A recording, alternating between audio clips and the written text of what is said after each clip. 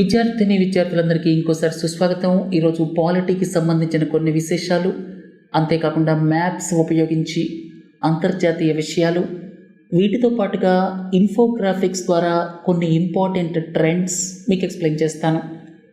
Sudan ఎందుకు వార్తల్లోకి వచ్చింది? డర్ఫర్ కాన్ఫ్లిక్ట్ అంటే ఏమిటి? డొనాల్డ్ ట్రంప్ ఎందుకని నేరస్తుడిగా నిర్ధారించబడ్డారు? ఆఫ్రికన్ నేషనల్ కాంగ్రెస్ సౌత్ ఆఫ్రికాకి సంబంధించి ఎందుకు వార్తల్లోకి వచ్చింది?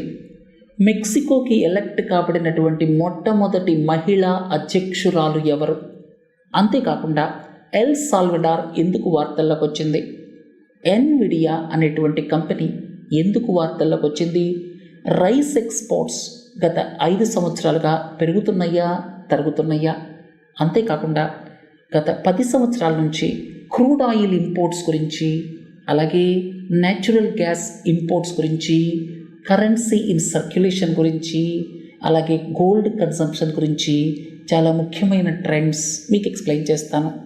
మొదటిది సూడాన్కి సంబంధించి. సూడాన్లో ప్రస్తుతం చాలా పెద్ద హ్యుమానిటేరియన్ క్రైసిస్ ఉందన్నమాట. లక్షల మంది దాదాపుగా ప్రాణాలు కోల్పోయేటువంటి పరిస్థితుల్లో ఉన్నారు. అసిస్టెన్స్ అందకపోతే అర్జెంటుగా హ్యుమానిటేరియన్ అసిస్టెన్స్ అందించాల్సిన అవసరం ఉంది. గత సంవత్సరం పైగా ఏం జరుగుతోంది? 2023వ సంవత్సరం నుంచి ఒక పక్క ర్యాపిడ్ సపోర్ట్ ఫోర్సెస్, రెండో పక్క సుడానీస్ ఆర్మ్డ్ ఫోర్సెస్, అంటే ఒక పక్కేమో మిలిటరీ, రెండో పక్కేమో పారామిలిటరీ, రెండిటి మధ్య అంతర్యుద్ధం జరుగుతోంది. దీంట్లో సామాన్యమైన ప్రజలు బలైపోతున్నారు. సో ప్రస్తుతం సూడాన్ గురించి యునైటెడ్ నేషన్స్ సీరియస్గా థింక్ చేస్తుంది. ఎందుకంటే ఈ మధ్య కాలంలో సూడాన్ క్రైసిస్ని అతిపెద్ద హ్యుమానిటేరియన్ క్రైసిస్గా చెప్తున్నారు. ఈ సందర్భంగా 2003, 2004 ఆ ప్రాంతానికి సంబంధించినటువంటి డర్ఫర్ కాన్ఫ్లిక్ట్ కూడా వార్తల్లోకి వచ్చింది. డర్ఫర్ కాన్ఫ్లిక్ట్ మూలంగా గత 20 సంవత్సరాలుగా సూడాన్ చాలా సఫర్ అయింది. ఈ లోపల గత సంవత్సరం నుంచి అంతర్యుద్ధం, ఒక పక్క ఆర్ఎస్ఎఫ్, ఇంకో పక్క మిలిటరీ, ఈ రెండింటి మధ్య జరుగుతున్న అంతర్యుద్ధంలో అక్కడ ప్రజలు మళ్ళీ బలైపోతున్నారు. అసలు ఈ డర్ఫర్ కాన్ఫ్లిక్ట్ అంటే ఏమిటి? మీరు డర్ఫర్ అనేటువంటి పదం మీనింగ్ చూస్తే ల్యాండ్ ఆఫ్ ద ఫర్ అన్నమాట. అరబిక్లో డర్ఫర్ అంటే land of the for. For అనేటువంటి వాళ్ళు ఒక ట్రైబ్ అన్నమాట. వాళ్ళు ఈ ప్రాంతాన్ని 1916 దాకా పరిపాలించారు. ప్రస్తుతం డర్ఫర్లో దాదాపు 80 ట్రైబ్స్, అలాగే ఎథ్నిక్ గ్రూప్స్ ఉన్నాయన్నమాట. తర్వాత 2003వ సంవత్సరంలో ఎకనామిక్ డిస్క్రిమినేషన్ ఉంది అని చెప్పి, అంటే డర్ఫర్ రీజియన్కి ఇవ్వాల్సినంత ఎకనామిక్ సపోర్ట్ ఇవ్వటం లేదు, డిస్క్రిమినేషన్ జరుగుతుంది అన్న ఉద్దేశంతో అక్కడ ఉన్నటువంటి ట్రైబ్స్, అలాగే ఎథ్నిక్ గ్రూప్స్ వాళ్ళు సూడాన్ లిబరేషన్ ఆర్మీలో ఫామ్ అయ్యారు. అంతేకాకుండా జస్టిస్ అండ్ ఈక్వాలిటీ మూమెంట్గా ఫామ్ అయ్యి, జస్టిస్ అండ్ ఈక్వాలిటీ మూమెంట్ అలాగే సూడాన్ లిబరేషన్ ఆర్మీగా 2003వ సంవత్సరంలో ఫామ్ అయ్యి ప్రభుత్వం మీద ఫైట్ చేశారన్నమాట. అప్పట్లో అధికారంలో ఉన్నటువంటి ప్రభుత్వం ఏం చేసిందంటే వాళ్ళ ఫోర్సెస్తో పాటుగా ఒక సపరేట్ మిలీషియాని ఫామ్ చేసింది, జంజవీడ్ అని చెప్పి. జంజవీడ్ అనేటువంటి సపరేట్ మిలీషియాని ఫామ్ చేసింది. ప్రభుత్వ ఫోర్సెస్తో పాటుగా వాళ్ళు చాలా అట్రాసిటీస్ చేశారు అని చెప్పి తర్వాత వార్తలు వచ్చాయి. జంజవీడ్ అనేటువంటి మిలీషియా ఇది సూడాన్ ప్రభుత్వ సపోర్ట్ తోటి అక్కడ ఉన్నటువంటి ఈ జస్టిస్ అండ్ ఈక్వాలిటీ మూమెంట్ వాళ్ళు కావచ్చు, సూడాన్ లిబరేషన్ ఆర్మీ వాళ్ళు కావచ్చు, అంటే అక్కడ ఉన్నటువంటి ఎథ్నిక్ ట్రైబ్స్ అలాగే లోకల్ పీపుల్ మీద చాలా రకాలుగా అట్రాసిటీస్ చేయడంతో దాదాపు 3 లక్షల మంది చనిపోయారు అని వార్తలు వచ్చాయన్నమాట.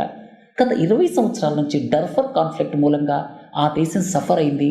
ప్రస్తుతం మళ్ళీ 2023వ సంవత్సరంలో వచ్చినటువంటి అంతర్యుద్ధం మూలంగా మళ్ళీ అలాంటి స్థితికి వచ్చిందనమాట. ఇప్పుడు దేశమంతా సఫర్ అవుతోంది, అప్పుడు డర్ఫర్ రీజియన్ సఫర్ అయింది. ఈ సందర్భంగా ఈ మధ్య కాలంలో ఆర్ఎస్ఎఫ్ అంటే ర్యాపిడ్ సపోర్ట్ ఫోర్సెస్, సుడనీస్ ఆర్మ్డ్ ఫోర్సెస్తో పాటుగా డర్ఫర్ కాన్ఫ్లిక్ట్ కూడా వార్తల్లోకి వచ్చింది. డొనాల్డ్ ట్రంప్ ఎందుకని నేరస్తుడిగా నిర్ధారించబడ్డారు? ఇక్కడ ఒక ముఖ్య విషయం చెప్పాలి. డొనాల్డ్ ట్రంప్ నేరస్తుడిగా నిర్ధారించబడినప్పటికీ రేపు జూలై 16వ తేదీన, జూలై 11వ తేదీన, 16 కాదు, జూలై 11వ తేదీన ఒకవేళ శిక్ష పడినా కూడా, ఇంప్రిజన్మెంట్ కావచ్చు, ఇంకేదైనా సరే పెనాల్టీ కావచ్చు, ఎలాంటి శిక్ష పడినప్పటికీ కూడా ఆయన ప్రెసిడెంట్గా కాంటెస్ట్ చేయొచ్చు. మీ అందరికీ 2024వ సంవత్సరంలో United states of America presidential elections జరగబోతున్నాయి అని మీ అందరికీ తెలుసు. 4 సంవత్సరాలకు ఒకసారి అక్కడ ప్రెసిడెన్షియల్ ఎలక్షన్స్ జరుగుతాయి. సో ప్రెసిడెన్షియల్ ఎలక్షన్స్లో డొనాల్డ్ ట్రంప్ మళ్ళీ పోటీ చేసే అవకాశం ఉంది అని వార్తలు వస్తున్నాయి. ఆయన్ని ఈ మధ్య నేరస్తుడిగా నిర్ధారించడం జరిగింది. దీన్ని ఏమంటారంటే కన్విక్షన్ అంటారన్నమాట. కోర్ట్ ఆయనని 34 ఛార్జెస్లో, అసలు ఏం జరిగింది, ఆయనకి ఒక పోర్న్ స్టార్ తోటి 2016 ఎలక్షన్స్లో పోటీ చేయటానికి ముందు 2016 ఎలక్షన్స్లో పోటీ చేయటానికి ముందు ఒక పోర్న్ స్టార్తో సెక్సువల్ రిలేషన్స్ ఉన్నాయి అని చెప్పి వార్తలు వచ్చాయి. అయితే ఆ వార్తలు బయటికి ఆవిడ చెప్తే, ఎవరైతే పోర్న్ స్టార్ ఉన్నారో ఆవిడ బయటపడి ఈ విషయాన్ని చెప్తే తను గెలవటం కష్టమవుతుంది, ప్రజలు ఓట్లేస్తారో లేదో అన్నటువంటి భయంతో ఆయన బిజినెస్ సామ్రాజ్యం నుంచి ఆవిడకి చాలా డబ్బులు పే చేశారు. దాన్ని ఏమంటారంటే హష్ మనీ అంటారు. హష్ మనీ అంటే ఏమిటంటే ఏదైనా ఒక విషయాన్ని దాచిపెట్టడానికి డబ్బులు పే చేస్తే దాన్ని హష్ మనీ అంటారు. కంపెనీ అకౌంట్స్లో ఇంకోటి చూపించారు. డొనాల్డ్ ట్రంప్ గారికి బిజినెస్ సామ్రాజ్యం ఉంది కదా, కంపెనీ అకౌంట్స్లో ఆయన వేరేది చూపించి ఆయన ఈ హష్ మనీని పేమెంట్ చేయడం జరిగింది. సో ఈ బిజినెస్ రికార్డ్స్ని ఫాల్సిఫై చేయటం మూలంగా 34 ఛార్జెస్ని ఆయన ఎదుర్కొంటున్నారు. 34 ఛార్జెస్ కూడా ప్రూవ్ అవ్వటంతో ఆయన నేరస్తుడిగా నిర్ధారించింది కోర్టు. జూలై 11వ తేదీన శిక్ష వేస్తారు. అయితే ఆయన హయ్యర్ కోర్టుకు వెళతాను అని చెప్పడం జరిగింది. తర్వాత ఇదంతా కూడా పొలిటికల్ వ్యాండెట్టా అని డొనాల్డ్ ట్రంప్ చెప్పడం జరిగింది. తర్వాత నార్త్ కొరియా, సౌత్ కొరియా, ఈ అందమైన మ్యాప్ను చూడండి. ఇది సౌత్ కొరియా, ఇది నార్త్ కొరియా.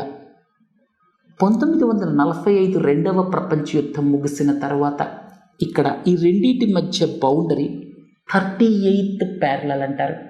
38th ప్యారలల్ అంటే 38th నార్త్ లాటిట్యూడ్కి కాస్త అటు ఇటుగా ఉంటుంది బౌండరీ, అందుకే 38th ప్యారలల్ అని అంటారు. ఇంకోటి ఏంటంటే నార్త్ కొరియా, సౌత్ కొరియాల మధ్య డీమిలిటరైజ్డ్ జోన్ ఉంది, DMZ అంటారు. ఈ మధ్య ఈ వార్త అంటే ఈ మధ్య అసలు నార్త్ కొరియా, సౌత్ కొరియా ఎందుకు వార్తల్లోకి వచ్చాయి అంటే, నార్త్ కొరియా ఒక బెలూన్ రూపంలో, నార్త్ కొరియాకి సౌత్ కొరియాకి రెగ్యులర్గా హోస్టిలిటీస్ ఉంటాయి అనేది మీ అందరికీ తెలిసిన విషయమే. నార్త్ కొరియా అనేది ఎక్కువగా చైనా మీద ఆధారపడి ఉంటుంది. ఆ దేశానికి కావలసిన అవసరాలు చైనా ద్వారా సమకూరుతాయి. సౌత్ కొరియా అంటే యునైటెడ్ స్టేట్స్ ఆఫ్ అమెరికాకి ఫ్రెండ్లీ కంట్రీ అని చెప్పుకోవచ్చు. సరే, అసలు విషయానికి వద్దాం. నార్త్ కొరియా ఒక బెలూన్ని పంపించింది ఈ యొక్క బౌండరీ దాటి, దాంట్లో ఒక రబ్బిష్ ఉందన్నమాట. ఈ సందర్భంగా సౌత్ కొరియా మా ప్రజల ప్రాణాలను కాపాడటానికి మేము అన్ని చర్యలు తీసుకుంటాము అని చెప్పడం జరిగింది. ఇక్కడ చూడండి, ఇది ఎల్లో సీ, ఇది ఈస్ట్ చైనా సీ, ఇది సీ ఆఫ్ జపాన్. అంటే మీరు పైనుంచి కిందకి వెళితే ముందు సీ ఆఫ్ జపాన్ వస్తుంది, తర్వాత ఎల్లో సీ వస్తుంది, తర్వాత ఈస్ట్ చైనా సీ వస్తుంది, తర్వాత సౌత్ చైనా సీ వస్తుంది. సౌత్ చైనా సీ అనగానే దానికి సంబంధించిన కాంట్రవర్సీ మీ అందరికీ తెలిసిన విషయమే. తర్వాత ఈ మ్యాప్ చూడండి, సౌత్ ఆఫ్రికా. సౌత్ ఆఫ్రికాలో 1960ల్లో, 70ల్లో, 80ల్లో అపార్థైడ్ అంటే వివక్షత ఉన్నప్పుడు తెల్ల జాతీయులు ఒక రకంగా, నల్ల జాతీయులు ఒక రకంగా. తెల్ల జాతీయులు ఫస్ట్ క్లాస్లో వాళ్ళకి కేటాయించినటువంటి రైలు బోగీల్లో ప్రయాణిస్తారు. నల్ల జాతీయులు ఆ బోగీల్లోకి వెళ్ళకూడదు. అందరికీ separate public toilets, separate schools, ఇలాంటి డిస్క్రిమినేషన్ ఉండేది. దానికి ఎగెనిస్ట్గా పోరాడినటువంటి పార్టీ ఆఫ్రికన్ నేషనల్ కాంగ్రెస్. వాళ్ళ పోరాటం కారణంగా 1990లలో అక్కడున్నటువంటి వర్ణ వివక్ష తొలగిపోయి ఈ ఆఫ్రికన్ నేషనల్ కాంగ్రెస్ అధికారంలోకి రావడం జరిగింది. అయితే మొదటిసారి ఆఫ్రికన్ నేషనల్ కాంగ్రెస్ మెజారిటీని కోల్పోయింది. ఈ మధ్య జరిగిన ఎన్నికల్లో కేవలం 40% ఓట్లు వచ్చాయి. మిత్రపక్షాల మీద ఆధారపడాల్సినటువంటి పరిస్థితి వచ్చింది. తర్వాత జాంబియా, ఇక్కడుంది జాంబియా. చూడండి, ఇది జాంబియా, ఇది జింబాబ్వే, ఇది బోట్స్వానా, ఇది నమీబియా, ఇది సౌత్ ఆఫ్రికా. మ్యాప్ జాగ్రత్తగా చూడండి. ఇదేమో మడగాస్కర్ అన్నమాట. మడగాస్కర్ అనేది ఆఫ్రికాలో భాగం. జాంబియా గురించి ఎందుకు మాట్లాడుకుంటున్నాం? జాంబియాకి అప్పులు ఇచ్చిన వాళ్ళు రీస్ట్రక్చరింగ్ చేయడానికి ఒప్పుకున్నారు అని వార్తలు వచ్చాయి. ఎప్పుడైనా ఏదైనా దేశం ఎకానమిక్ క్రైసిస్లో ఉంటే 2 విధాలైనటువంటి పరిష్కారాలు ఉంటాయి. ఒకటేంటంటే IMF, ఇంటర్నేషనల్ మానిటరీ ఫండ్, ఆ దేశానికి ఉన్న లోన్స్ని రీస్ట్రక్చర్ చేస్తుంది. అలాగే ఆ దేశానికి అడిషనల్ అసిస్టెన్స్ ఇవ్వచ్చు. అలాగే ఏ దేశాలైతే ఆ దేశానికి డబ్బులు, అంటే ఉదాహరణకి 10 దేశాలు జాంబియాకి అప్పు ఇచ్చాయనుకోండి, ఆ 10 దేశాలు కూడా క్రెడిటర్స్ అనమాట. వాళ్ళంతా కలిసి డెట్ రీస్ట్రక్చరింగ్ ప్లాన్ చేస్తారు. ప్యారలల్గా ఆయా దేశాలు ఆర్థిక సంస్కరణలు కూడా అమలు చేస్తాయి. అర్థమైంది కదా? ఏ దేశమైనా ఆర్థికంగా ఇబ్బందుల్లో ఉంటే జరిగేటువంటి విధానం ఇదనమాట. మెక్సికో చూడండి, ఇది యునైటెడ్ స్టేట్స్ ఆఫ్ అమెరికా, ఇది Mexico. Canada, United states of America, Mexico, ఈ 3 దేశాలు కూడా నార్త్ అమెరికాలో భాగం అన్నమాట. North America, central America, south America, ఇట్లా మనం విభాగం చేసినప్పుడు మెక్సికోకు సంబంధించి మొట్టమొదటి ఫిమేల్ ప్రెసిడెంట్, మహిళా అధ్యక్షురాలు ఎన్నికయ్యారు. ఆవిడ క్లాడియా షెయిన్బామ్ 59% ఓట్లు తెచ్చుకున్నారు. ఆవిడ పార్టీ పేరు మొరేనా పార్టీ. ఇంకొక ముఖ్యమైన విషయం ఏంటంటే మెక్సికోకి సంబంధించి ఆ కింద ఉన్నటువంటి సెంట్రల్ అమెరికన్ కంట్రీస్ వాళ్ళు నడుచుకుంటూ కావచ్చు, రకరకాలుగా Mexico United states of America border దాకా వస్తారు. ఏదో ఒక విధంగా యునైటెడ్ స్టేట్స్ ఆఫ్ అమెరికాలోకి ఎంటర్ అయిపోయి రెఫ్యూజీ స్టేటస్ తెచ్చుకోవాలి, అసిలం ఇమ్మని అడుగుతారు. దీన్ని ప్రతిరోజుకి 2500కి రిస్ట్రిక్ట్ చేసింది ఈ మధ్య యునైటెడ్ స్టేట్స్ ఆఫ్ అమెరికా. తర్వాత ఇక్కడ 7 దేశాలు మీరు ఈ మ్యాప్లో చూస్తున్నారు. ఈ 7 దేశాలు సెంట్రల్ అమెరికన్ కంట్రీస్. పనామా గురించి మీ అందరికీ తెలుసు. పనామా అంటే పనామా కాలువ గుర్తొస్తుంది. పనామా కాలువ ఈ మధ్య దాని పూర్తి కెపాసిటీకి పనిచేయటం లేదు. దాని పూర్తి కెపాసిటీ ఆపరేషన్ జరగటం లేదు. ఎందుకంటే అక్కడ ఉన్నటువంటి లాక్స్కి నీళ్ళు ఇచ్చేటువంటి గట్టున్ లేక్ క్లైమేట్ చేంజ్ మూలంగా వాటర్ లెవెల్ తగ్గిపోవడంతో పనామా కెనాల్ కూడా ఎఫెక్ట్ అయింది అనే విషయాన్ని గుర్తుపెట్టుకోండి. ఇక్కడ ఉన్నటువంటి చాలా దేశాలు డ్రగ్స్, అలాగే మాఫియా, వాటితో ఇబ్బంది పడుతూ ఉంటాయన్నమాట. తర్వాత ఇక్కడ ఉన్నటువంటి 7 దేశాల్లో 5 దేశాలకి ఒక పక్క పసిఫిక్ ఓషన్ తోటి, రెండో పక్క కరీబియన్ సీ తోటి మ్యారిటైమ్ బౌండరీ ఉంటుంది. కానీ 2 దేశాలకి, ఒకటేంటంటే బెలిజ్, దీనికి మాత్రం ఒకే పక్క కరీబియన్ వైపు మ్యారిటైమ్ బౌండరీ ఉంటుంది. అలాగే ఎల్ సాల్వడార్కి పసిఫిక్ వైపు మ్యారిటైమ్ బౌండరీ ఉంటుంది. మిగతా 5 దేశాలకి కూడా రెండింటితో మ్యారిటైమ్ బౌండరీ ఉంటుంది. అసలు ఈ రీజియన్ని మీకు ఎందుకు చూపిస్తున్నాను? ఎల్ సాల్వడార్ అనేటువంటి దేశం చూడండి, ఇది ఎల్ సాల్వడార్ అనమాట. ఇక్కడ డ్రగ్ వైలెన్స్, అలాగే మాఫియా వైలెన్స్ ఇది చాలా ఎక్కువగా ఉండేది. ప్రెసిడెంట్ ఎవరైతే ఉన్నారో నయీబ్ బుకేలే, దాదాపు 4 సంవత్సరాల క్రితం ఈయన ఎలక్ట్ అయ్యారు. ఈయన ఎలక్ట్ అయిన తర్వాత ఎవరైతే డ్రగ్స్లో పాలు పంచుకుంటున్నారో వాళ్ళందరినీ తీసుకెళ్ళి కటకటాల వెనకబడేశారు. దాదాపు ఆ దేశానికి సంబంధించిన 2% అడల్ట్ పాపులేషన్ కటకటాల వెనకాల ఉందన్నమాట. అందుకని ఆయన్ని మళ్ళీ ఎన్నుకున్నారు. తర్వాత ఇంకొక విషయం మీకు చెప్పాలి. El Salvador bitcoin one of the official కరెన్సీస్గా చేసినటువంటి మొదటి దేశం ఎల్ సాల్వడార్. ఇది కూడా గుర్తుపెట్టుకోండి.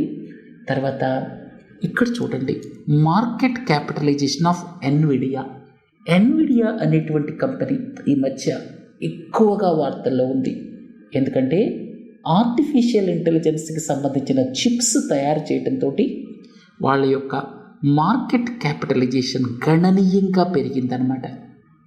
ఇప్పుడు యాపిల్ని కూడా ఓవర్టేక్ చేసి $3 ట్రిలియన్ క్రాస్ అయింది. ఈ మధ్య కాలంలో గత సంవత్సరంన్నరలో బాగా పెరిగినటువంటి షేర్ వాల్యూ ప్రపంచవ్యాప్తంగా ఎన్విడియా. ఇది ఆర్టిఫిషియల్ ఇంటెలిజెన్స్కి సంబంధించిన చిప్స్ తయారు చేస్తుంది.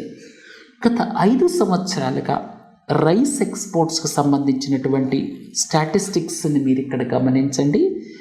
డీప్ బ్లూ ఉన్నదేమో $1 బిలియన్, ఇదేమో క్వాంటిటీ అన్నమాట. 2023-24 ఈ మధ్య ఆర్థిక సంవత్సరం, గత ఆర్థిక సంవత్సరాన్ని మినహాయిస్తే అంతకుముందు బాగా పెరుగుతూ వచ్చాయి. 22 మిలియన్ టన్స్కి చేరుకున్నాయి. 2022-23లో 22 మిలియన్ టన్స్ అంటే దాదాపు ప్రపంచ రైస్ ఎక్స్పోర్ట్స్లో 40% అన్నమాట.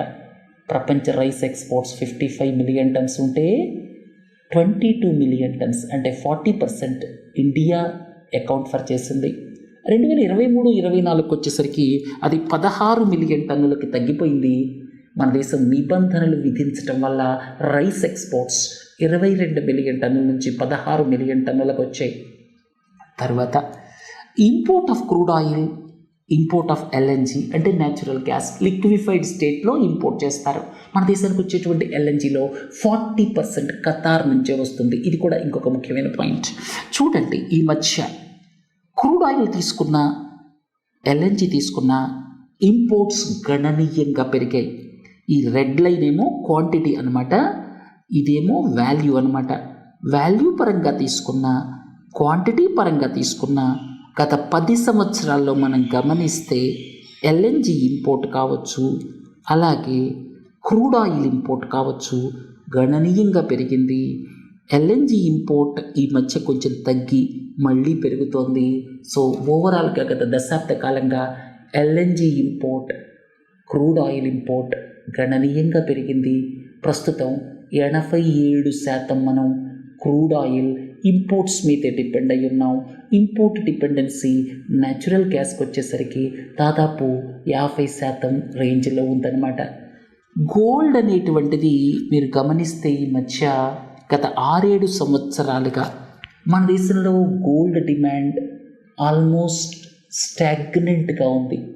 గత 7-8 సంవత్సరాల నుంచి, ఒక కోవిడ్ సంవత్సరం మినహాయిస్తే దాదాపుగా 7 సంవత్సరాల్లో కూడా స్టాగ్నెంట్గా ఉంది. 700 నుంచి 800 టన్నులు మన గోల్డ్ రిక్వైర్మెంట్. ఇంకోటి ఏంటంటే 40% గోల్డ్ సౌత్ ఇండియాలోనే కన్స్యూమర్ డిమాండ్ ఉంది. ఇంకోటి, గోల్డ్ని మనం ముఖ్యంగా హెడ్జ్ అగెనిస్ట్ ఇన్ఫ్లేషన్గా వాడుతున్నాం అన్నమాట. తర్వాత డిజిటలైజేషన్ పెరిగేటప్పటికీ కరెన్సీ ఇన్ సర్క్యులేషన్ తగ్గుతుందని మనం భావిస్తాం, కానీ అలా జరగటం లేదు. కరెన్సీ ఇన్ సర్క్యులేషన్ మీరు చూస్తే డిమానిటైజేషన్ తర్వాత గణనీయంగా పెరిగింది. అంతేకాకుండా currency in circulation as a percentage of GDP కూడా పెరిగింది. తర్వాత సోలార్ పవర్డ్ ఇన్స్టాల్ కెపాసిటీ మీరు ఇక్కడ గమనిస్తే ఈ మధ్య కాలంలో గణనీయంగా పెరిగింది. సోలార్ పవర్ దాదాపుగా 80,000 మెగావాట్స్, విండ్ పవర్ 45,000 మెగావాట్స్ ఇక్కడ మీరు చూడొచ్చు. అలాగే స్మాల్ హైడ్రో, బయోమాస్, బగాసే అంటే ఇది షుగర్ కేన్కి సంబంధించినటువంటి ప్రోడక్ట్ అనమాట. సో వీటికి సంబంధించిన స్టాటిస్టిక్స్ కూడా ఇక్కడ ఇవ్వబడ్డాయి. మీరు గమనిస్తే annual renewable energy capacity edition చూస్తే ఈ మధ్య కాలంలో గణనీయంగా పెరుగుతుంది. ముఖ్యంగా ఇదంతా కూడా సోలార్ పవర్ మూలంగానే పెరుగుతుంది. విండ్ పవర్ విషయానికి వచ్చేసరికి అంత ఎక్కువగా మన దేశంలో ప్రోగ్రెస్ అవ్వటం లేదు. చాలా ముఖ్యమైన విషయాలు మీకు ఇన్ఫోగ్రాఫిక్స్ ద్వారా కూడా ఎక్స్ప్లెయిన్ చేశాను. రేపు ఎకానమీకి సంబంధించిన కరెంట్ అఫైర్స్తో కలుద్దాం. నమస్తే.